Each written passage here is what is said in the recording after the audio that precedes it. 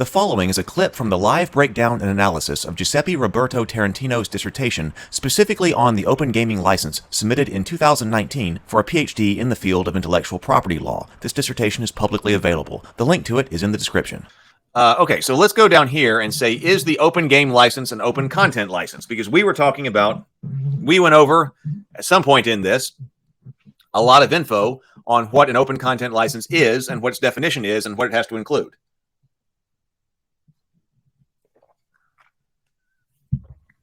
Subject to jurisdictional qualifications relating to moral rights, the OGL qualifies as an open content license as defined in Chapter 3 of this dissertation. We could use those same qualifications to find out if the 1.1 is or is not.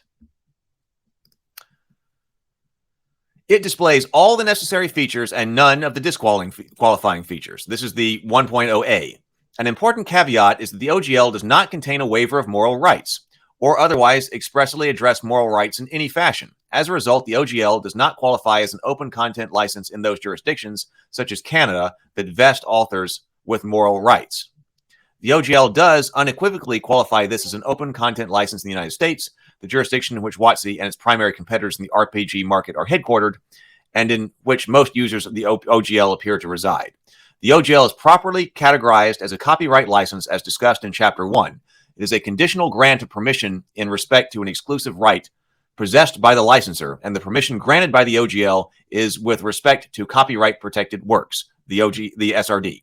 The OGL has a stable form, indeed. Indeed, it has only the single iteration and is non-exclusive and available for take-up by any interested party who wishes to and agrees to abide by the conditions of the license.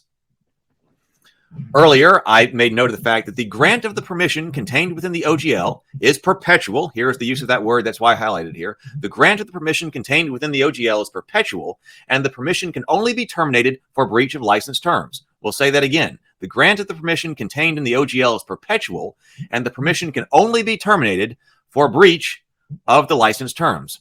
The OGL does not expire or limit the number of uses which can be made of the content to which it is applied. No royalty payment or other form of compensation becomes owing as a result of the use of the OGL licensed content.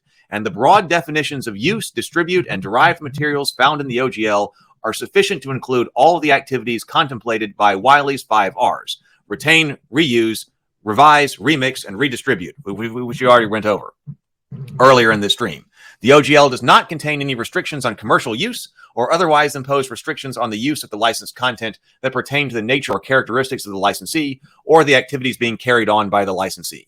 The strongest argument against categorizing the OGL as an open game content license is that it contains certain restrictions on Sections 7 and 11 that unacceptably hinder the rights of OGL licensees.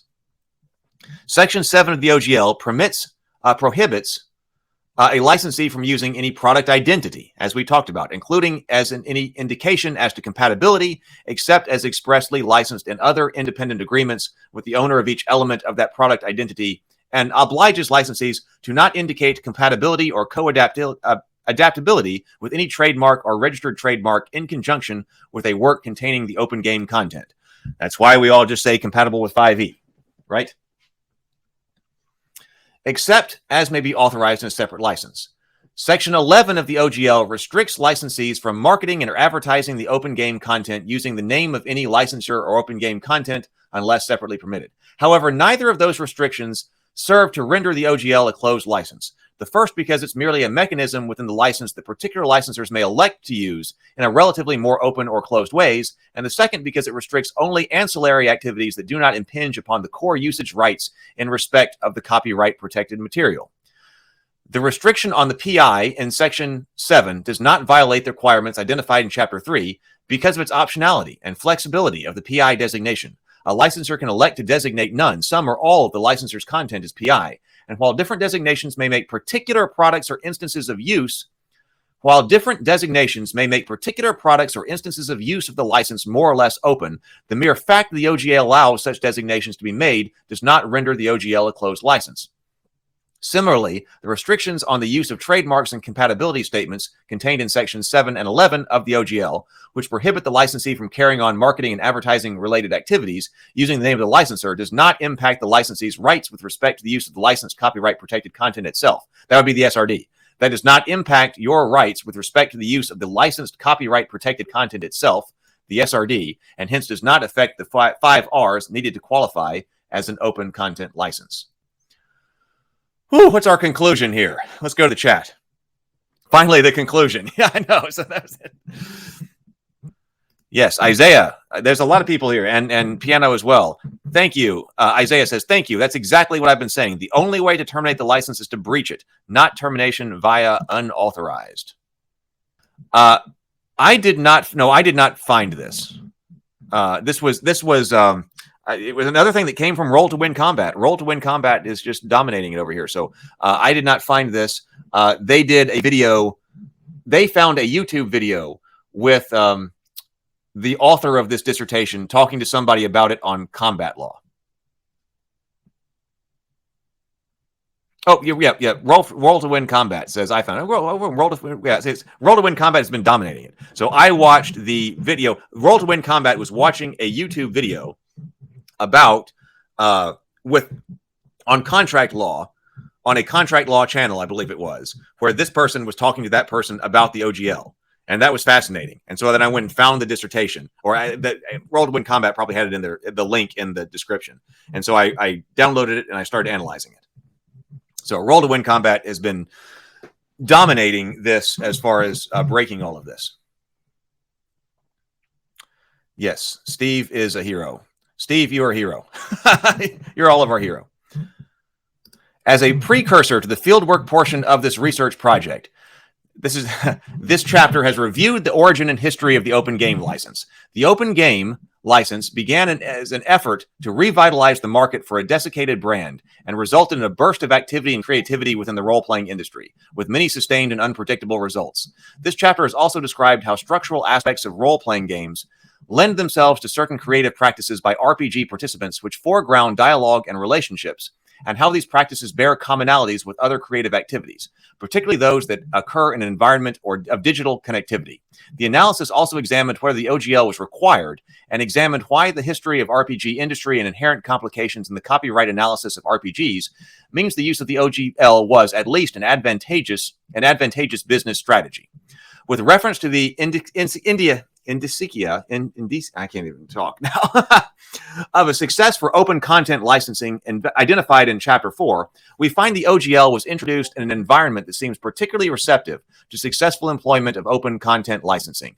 Wizards of the Coast, through the offices of Ryan Dancy, had a pre-distribution in favor of the open goals of the open source software community, a sublimated need for immediate financial returns, expecting, in alignment with the predictions of the so-called SCAF effect, that initial openness.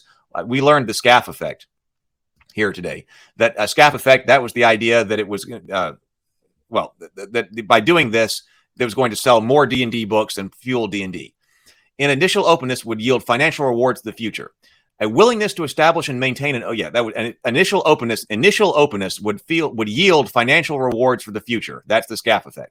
A willingness to establish and maintain an open community, a willingness to allow third parties to take on designs with marketing efforts, and a desire for maximal dissemination.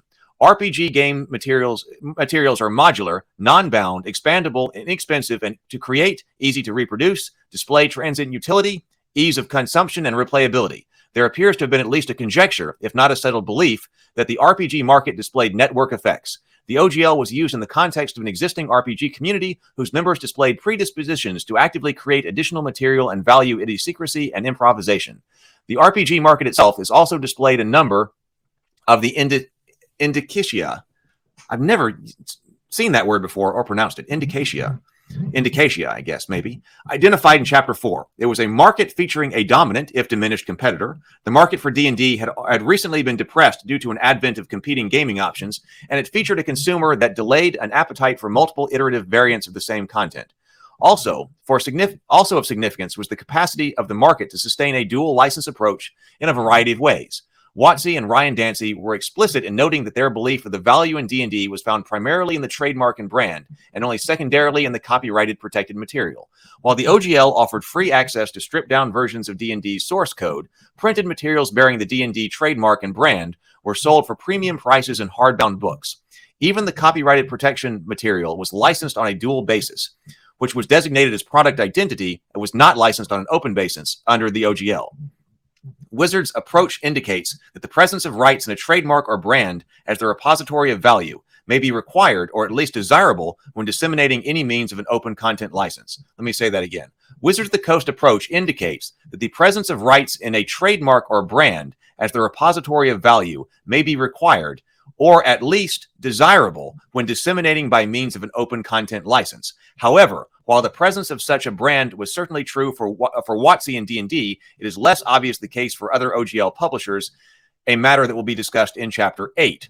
Having described the context within the OGL was created and outlined its operation, the following chapter of this dissertation explores the data obtained in the field elements of the research data. That data is then analyzed using a theoretical framework developed in Chapter 1 through 4 in an effort to develop a richer account of what and why open content licensing can be successfully used in conjunction with creative cultural expression. That's the purpose of this dissertation. So all of this stuff, the purpose is doing a research project to see this. How can you decide if a open game license has been successful in the context of creating this community and spurring all of this creativity?